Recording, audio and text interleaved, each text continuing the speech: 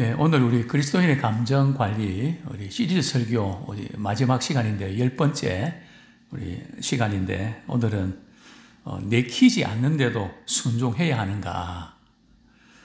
라는 제목을 함께 도전받았으면 좋겠습니다. 조금 제목 정하기가 쉽지 않았는데요.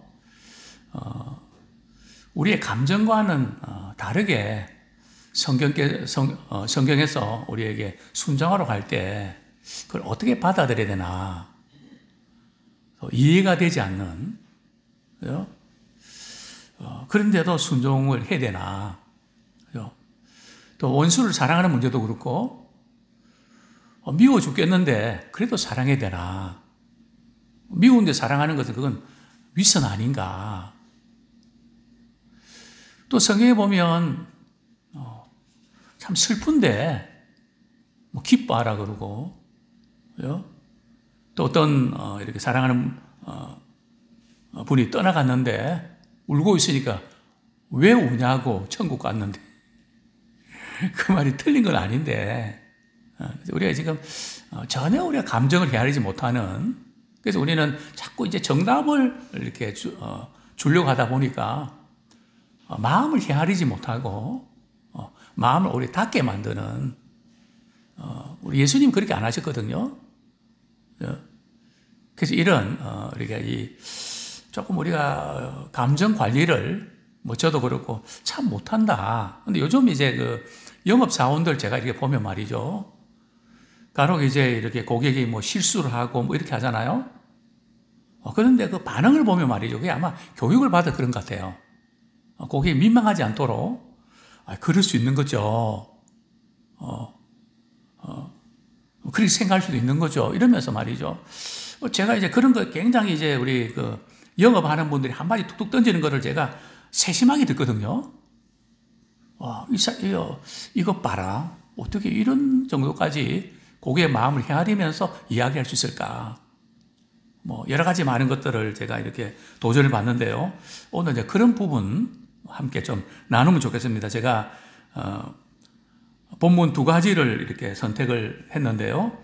우리 야고보서 1장 2절 말씀, 여러 가지 시험을 만나거든 온전히 기쁘게 여기라. 그리고 또 누가복음 6장 우리 27절, 28절 이렇게 말씀 가운데 이제 원수를 사랑하라. 저주하는 자를 위해서 기도하고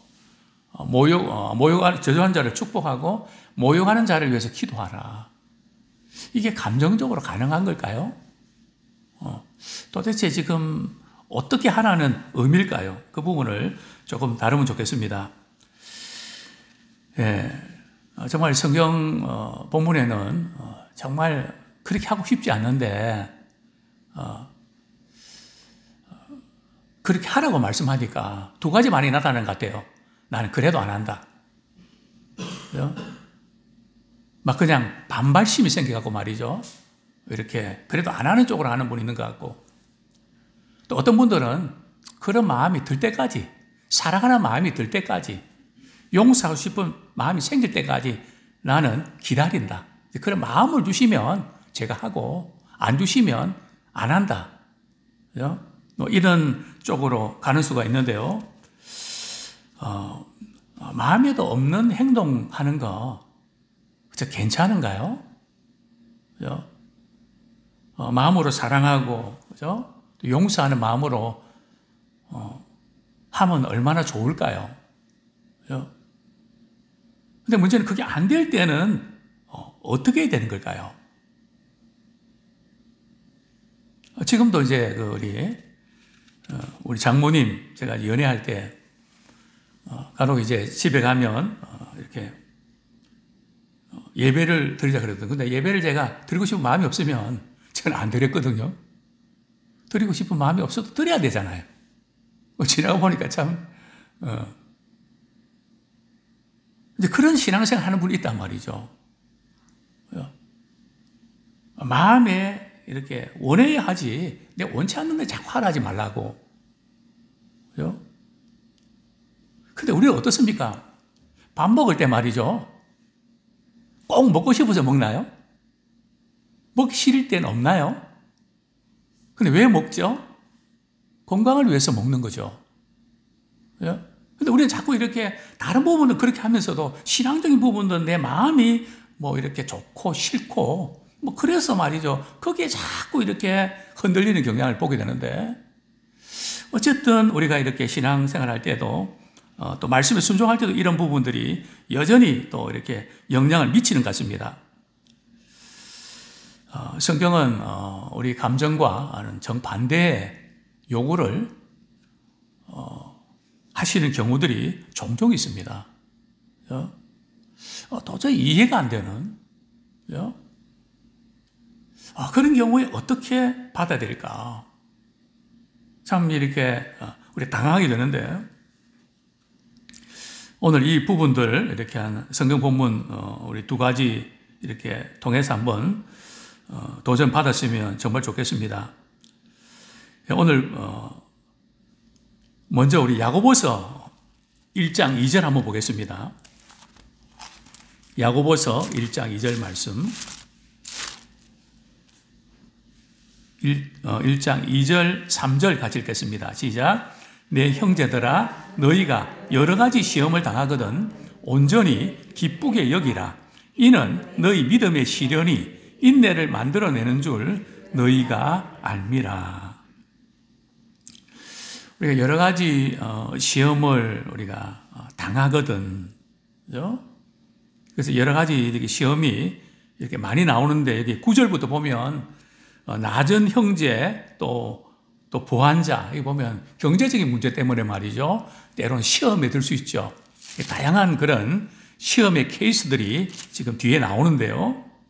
어쨌든 이런 시험을 당할 때에 우리는 누구나 많이 힘들고 속이 상하고 슬픕니다. 그런데 또 이상하게도 이제 어떤 문제가 생기면 문제가 문제를 몰아오는 마치 폭죽 터지듯이 그냥 여기서 저기서 막 터지는 이런 경우도 있는데요. 그런데 성경은 뭐라고 말씀합니까? 너희가 여러 가지 시험을 당하거든 온전히 기쁘게 여기라. 그렇죠? 시험을 당해서 당황스럽고 너무 힘들고 그런데 슬픈데 기뻐하라는 말씀은 도대체 무슨 의미입니까?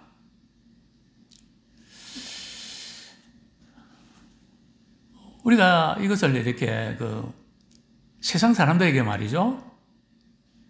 슬픈 때 기뻐해. 이렇게 말을 하면 그게 제대로 이해가 될까요?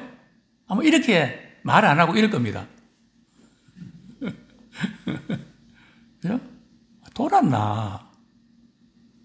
슬픈데 기뻐하라고? 그죠? 그게 말이 돼?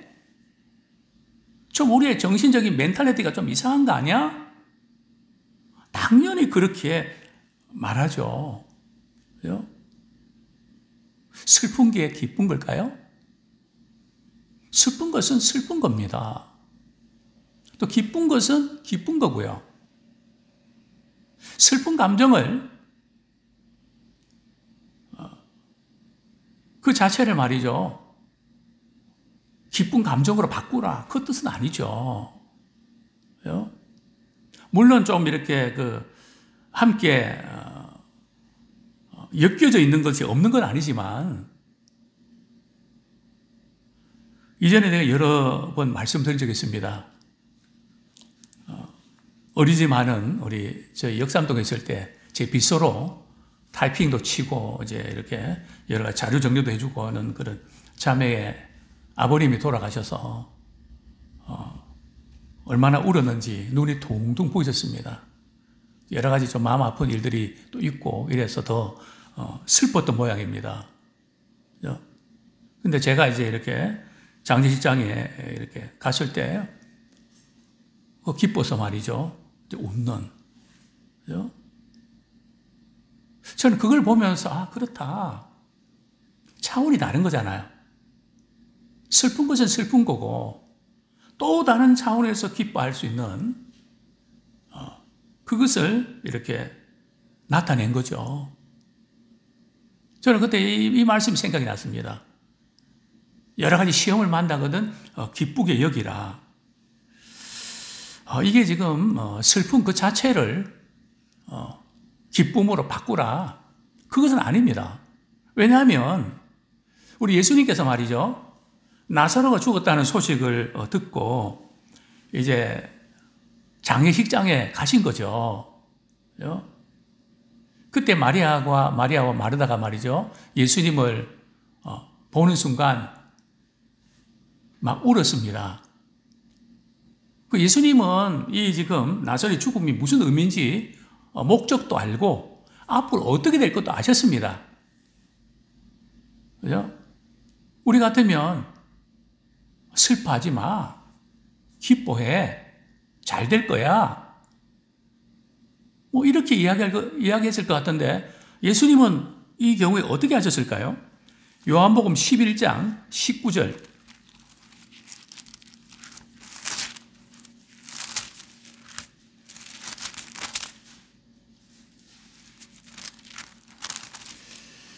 요한복음 11장 우리 19절 말씀. 예.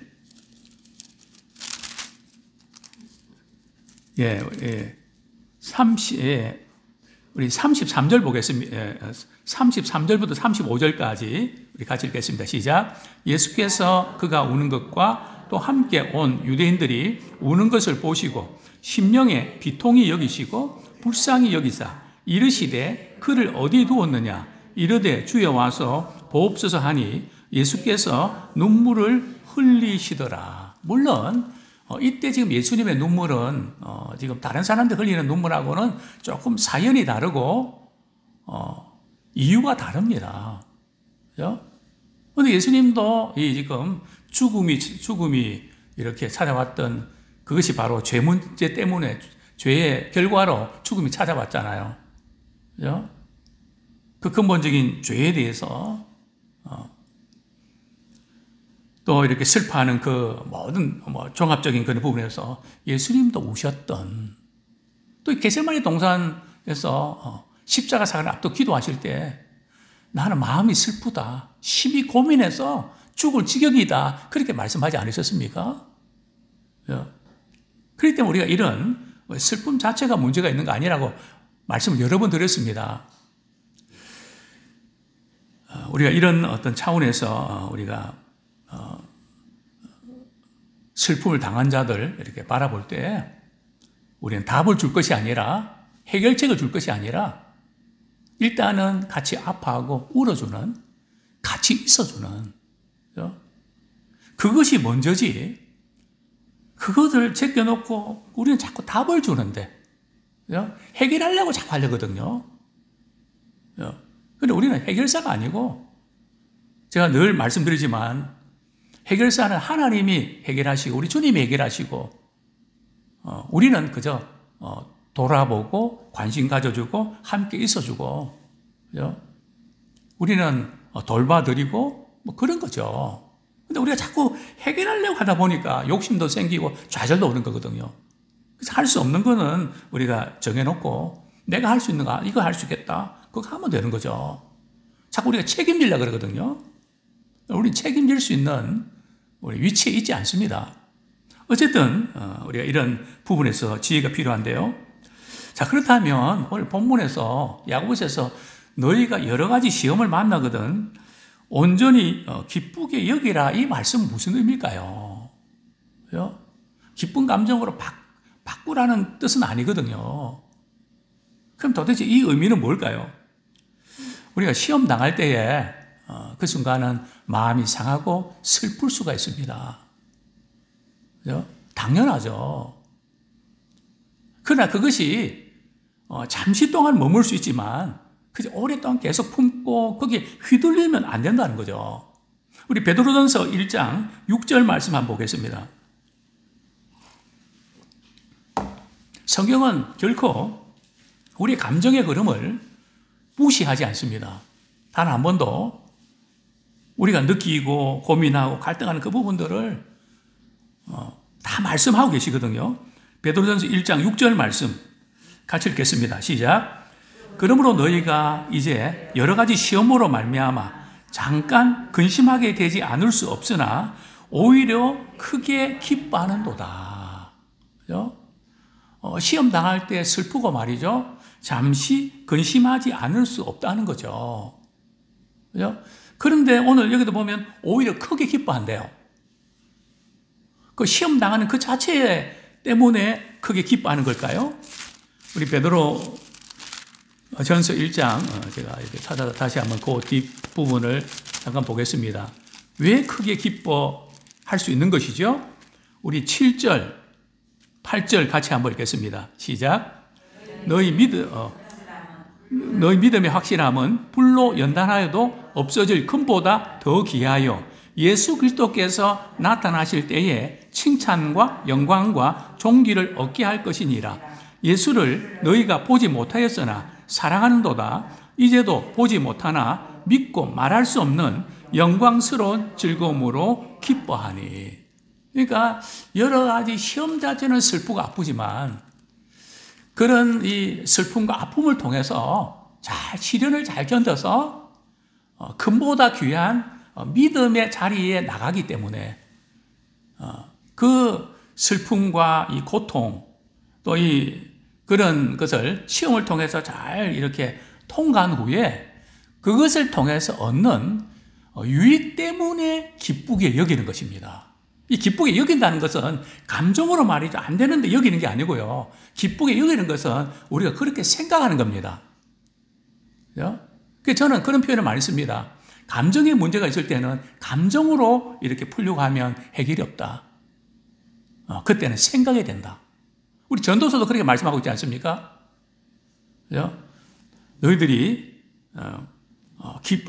형통한 날에는 기뻐하고 공고한 날이 있을 때는 뭐 하라고요? 생각하라. 근데 우리는 힘들고 어려울 있으면 생각에 그 부분까지 꺼버리거든요. 생각이 싫어하거든요. 그래서 문제가 생기는 거예요.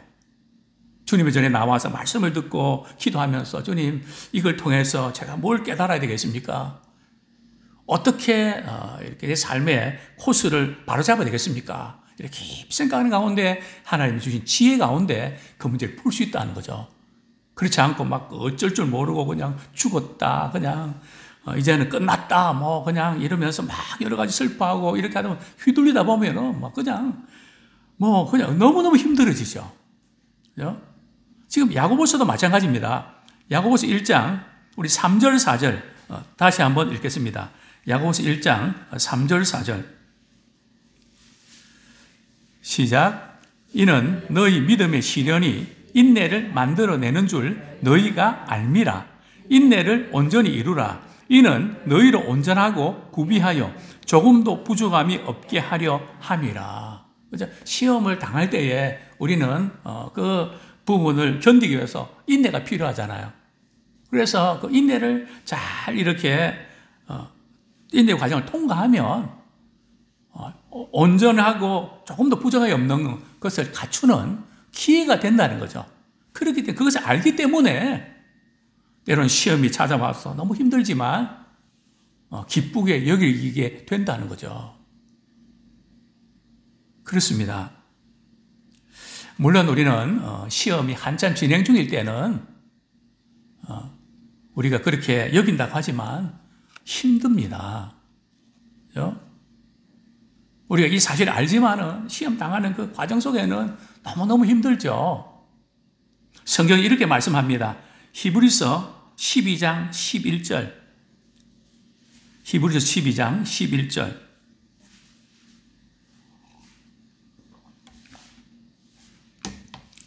같이 읽겠습니다. 시작. 무릇 징계가 당시에는 즐거워 보이지 않고 슬퍼 보이나 후에 그로 말미암아 연단 받은 자들은 의와 평강의 열매를 맺나니. 그죠? 징계가 당시에는 즐거워 보이지 않고요. 슬프죠. 그죠? 그러나 그것을 통해서 잘 연단 받을 때 얻는 유익이기 때문에 그래도 기뻐할 수 있다는 거죠.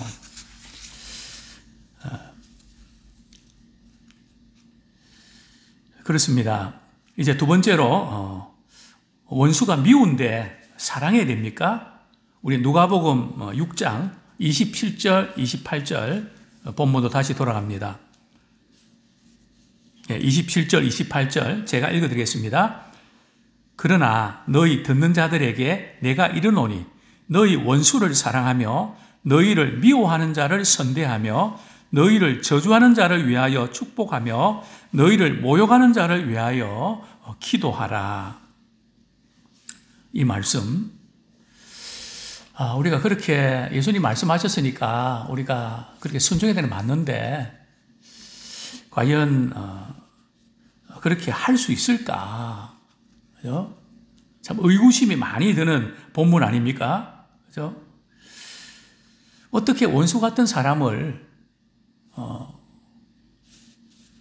덜 미워하는 것은 하겠는데 그죠? 사랑할 수 있단 말입니까? 그건 도저히 안 되는 것을 왜 하나님께서 우리에게 요구하십니까? 저도 목회자지만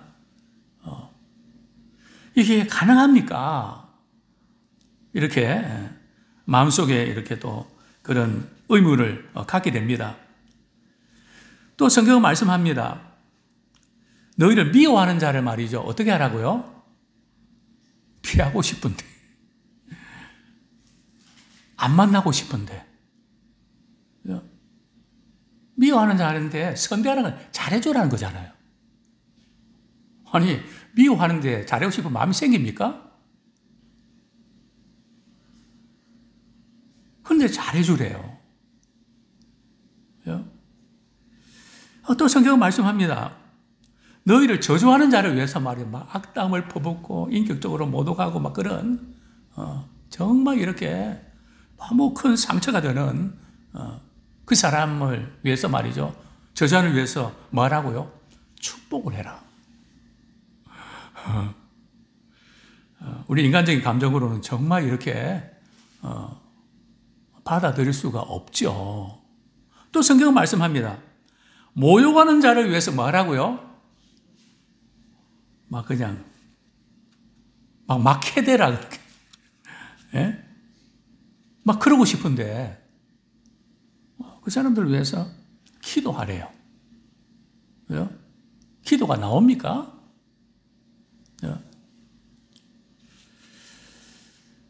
도저히 참 이 성경 읽다 보면 하나님께 우리 감정은 전혀 고려하지 않는 부탁을 하시는 것 같다는 생각이 들고 또 속이 상합니다.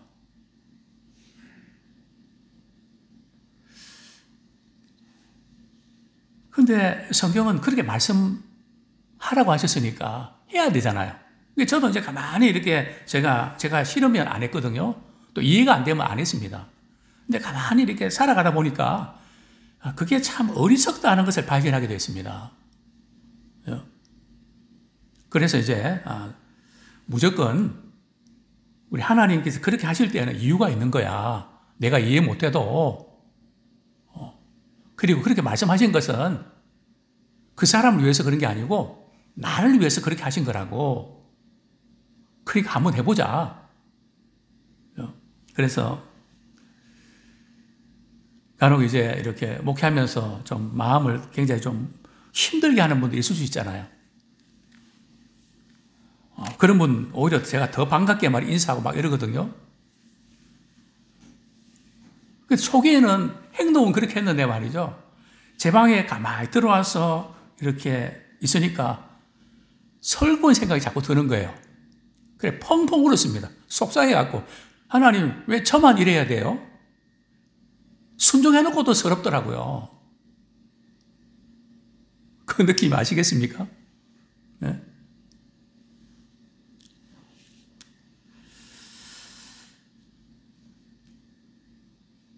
그런데 그런 과정들을 이렇게 좀 지나서 말이죠.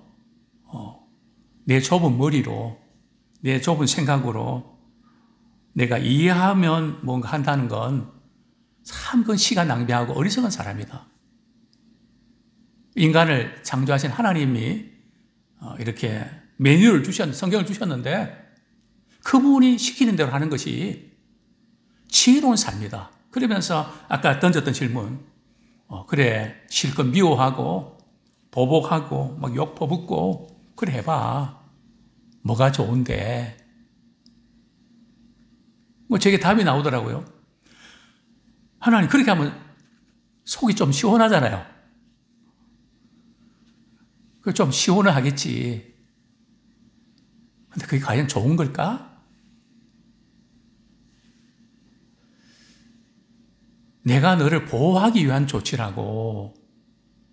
내가 너를 아끼고 사랑하기 때문에 왜 자꾸 한 번 당했는데 그걸 되씹으면서 몇 번이나 자꾸 그 고통을 당하냐. 되씹으면서. 그래도 그렇지 그럴 수가 있나. 그래서 막 그냥 화가 나고 분하고 그런 거 아니에요? 한 번 당한 것도 억울한데 왜 그것 때문에 자꾸 당하고 자꾸 당하다 보면 너도 똑같이 닮아간단 말이죠. 그런 손해와 고통을 당하냐. 그러면 성경은 뭐라고 말씀합니까? 원수 갚는 것은 누구에게 있다고요? 하나님께서 갚아준다 그랬거든요. 원수 갚는 것은 나한테 맡기고 너는 내가 시키는 대로 해. 그렇게 한번 해봐. 제가 정말 그렇게 한번 해봤습니다. 사랑하는 마음이 있어서 한 것도 아니고요. 하나님께서 그렇게 말씀하셨기 때문에 제가 일단은 그렇게 할게요. 근데 놀라운 일이 벌어졌습니다.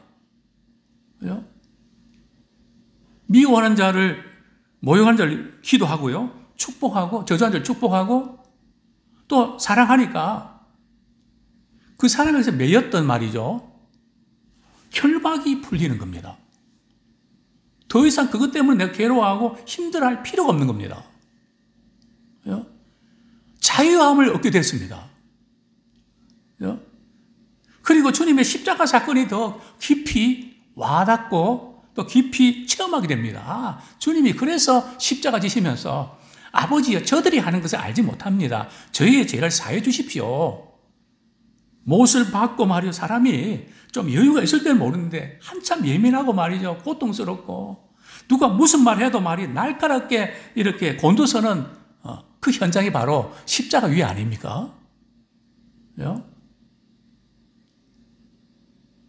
정말 뭔가 이렇게 가만 둘 수 없는 최악의 상황 속에서 말이죠. 저들이 하는 거 알지 못합니다. 저희 죄를 사해 주십시오. 그 주님의 그 십자가 사건이 깊이 우리가 깨닫게 되는 것이죠. 그렇습니다. 다른 사람이 나한테 잘할 때까지 물론 용서는 잘못했다고 고백하고 이런 과정들이 필요합니다. 뭐 그것은 또 다른 문제고요. 내 입장에서는 이 문제를 어떻게 풀어야 될까? 그동안 이렇게 도저히 참 안 된다. 아마 안 됐을 거예요. 안 될 수밖에 없을 거예요. 그래서 이 하나님께서 이 원수를 사랑하는 것은 절대 감정적으로 사랑하는 거 아닙니다. 물론 정말 그 원수도 사랑하는 마음이 생겨서 사랑할 수 있다면 너무 좋습니다. 그것은 그 다음 단계거든요. 초기 단계는 그게 그렇게 안 됩니다. 시간도 걸리고 그러나 이제 성경에서 말씀하는 이 사랑은 감정적인 사랑이 아니고요. 의지적이고 언약적인 사랑입니다. 주님께서 그렇게 말씀하셨기 때문에 제가 그렇게 하겠습니다. 우리의 감정과는 상관없이. 그렇게 그렇게 하다 보면 뒤늦게 감정적인 사랑도 따라옵니다. 우리 어떤 때는 사랑하는 마음이 있어서 행동을 하는 수도 있고요. 행동을 하다 보면 사랑하는 감정이 생기기도 합니다. 하나님께서 우리 구조를 그렇게 만드셨거든요. 그래서 우리는 이런 의지적이고 언약적인 사랑을 나누면 좋겠습니다. 이제 말씀을 정리하겠습니다. 우리 겨울왕국에 영화 보셨는지 모르겠지만이죠. 모르겠습니다. 눈과 서리가 말이죠. 땅을 꽁꽁 얼게 하지만 조용한 햇빛이 이기는 것처럼 겨울왕국 엘사는 말이죠. 자신을 사랑한다는 동생 안나의 말에 사랑이 녹이라는 것을 깨닫고 얼어붙은 세상을 녹입니다. 그죠? 그 얼어붙은 이렇게 얼음으로 꽁꽁 얼어붙은 것들이 말이요. 사랑하니까 그게 다 녹아지는, 그죠? 그걸 아마 보셨을 겁니다.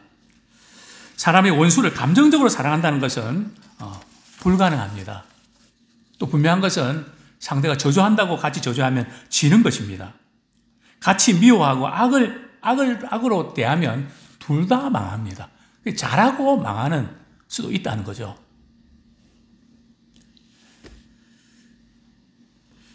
그렇습니다. 모욕한 사람에게 한 말을 말이죠. 내가 반복해서 새기면 우리는 2번 당한다는 말씀 드렸습니다. 그러다 보면 우리는 거기에 매여서 많은 것을 잃게 됩니다. 그러나 우리가 이 말씀대로 순종하고 기도하면 그 결박에서 우리가 벗어나게 되는 것이죠.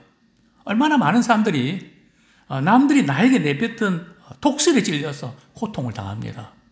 그걸 되씹느냐고 말이죠. 그 분노, 억울함. 또 그러면서도 우리 신자는 잘못된 자책감에서 헤어나오지 못하죠. 그렇습니다. 용서는 지극히 열악한 상황에서 지극히 선한 것을 이끌어내는 기적과도 같습니다. 용서는 기적을 방불케 하는 놀라운 능력을 지닙니다.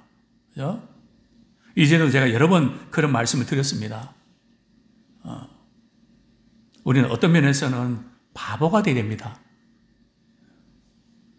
그렇게 모욕하고 함부로 말했던 어떤 그 장로님, 제가 바보라는 이야기를 할 때 구슬 같던 눈물을 흘리면서 제 손을 잡고 용서해달라고, 제가 잘못했다고, 제가 바보라서 그렇습니다. 이 바보가 무슨 뜻일까요? 인간적으로는 그렇게 할 필요 없지만 주님 말씀에 순종하기 위해서 때론 바보같이 손해보고 이런 가운데 순종할 때에 그때 주님께서 역사하신다는 뜻이죠. 이제 말씀 뵙겠습니다. 우리가 살아보면 이해가 안 되는 그런 많은 것들, 또 손해가 되는 것 같은 많은 것들, 그러나 하나님께서 우리에게 요구하실 때는 내 감정과 또 내가 그동안 얼마나 잘했는지, 또 그 사람이 나한테 얼마나 그렇게 정말 속을 썩였는지 상관없이, 예, 제가 그렇게 할게요. 그죠? 우리가 반응하는 자 되기 원합니다. 그렇게 반응할 때에 놀라운 역사들이 일어납니다. 아무쪼록 그리스도의 감정 관리를 통해서 많이 또 치유가 되고 회복이 되고, 또 우리 가까운 사람들에게 참 주님의 사랑을 또 이렇게 나타내면서 우리가 가는 곳곳마다 참 푸근하고 행복하고 같이 있고 싶어지는 그런 아름다운 그런 축복의 통로가 되기를 축원합니다.